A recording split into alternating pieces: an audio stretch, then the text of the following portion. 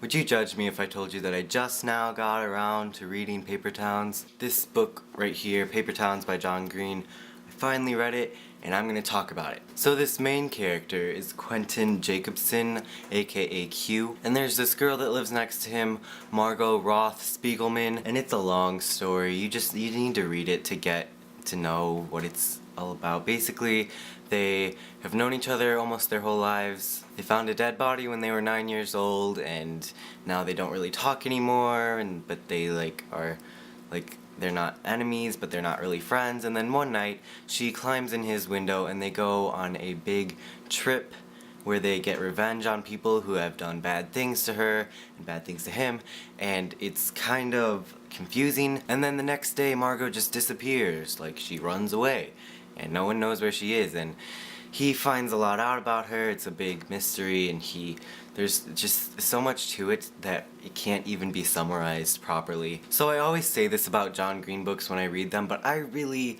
loved this book. Like, this is one of those that keeps you up late at night thinking about. So I think of all the John Green books I've read, I liked the writing in this one the most, which doesn't make sense because he's the writer in all of them, but I think this one, I don't know, it was kind of different. Like, it was more smart and witty and fun. It was funny, sarcastic, and always entertaining. There's never a dull moment in these books. Although I do think John Green recycles the foundations of his characters, he adds little traits to all of them that make each of them unforgettable and completely original. I loved all of the characters. I think his parents were so funny. Without really trying to be funny, they were just kind of like different parents, and they were kind of really cool. The parents in all of John Green's books are always side characters that are like fun side characters, parental units. And his group of friends, Ben and Radar, everything in their dialogue was super entertaining. The way everything was set up. Another thing about John Green's books is there always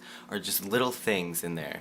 Little things that you don't really think about, but they take effort. Like, they always tie into the story somehow, but you never really get it. They're just little things that add more depth to every character, like Radar and his Black Santas. And the relationships between all the characters are always really well written and relatable. They all kind of lean on each other in ways that they don't really want to admit. John Green has successfully blown my mind with his writing again. Every time. Every time. What I took from this is that it's all about the vulnerable moments. Life, it changes in an instant. You never really know what's gonna happen the next day. You just have to hope that it'll all fall into place. And we can all only hope that one day our own Margot Roth Spiegelmans will come climbing through our window and change our lives in ways that we always wanted them to, but never actually thought they would. Because we're all just paper boys and paper girls living in our small paper towns in this big paper world. It's probably the most cheesy thing I've ever said. I just kind of had to say it. I love the metaphor throughout the book of the paper towns and all the paper, everything, all the paper kids having their paper fun. It really makes a lot of sense as the book goes on. Trust me, it's really hard to appreciate this book without just reading it, so that's what I would advise doing. So those are my thoughts on Paper Towns by John Green, and I will see you guys very soon.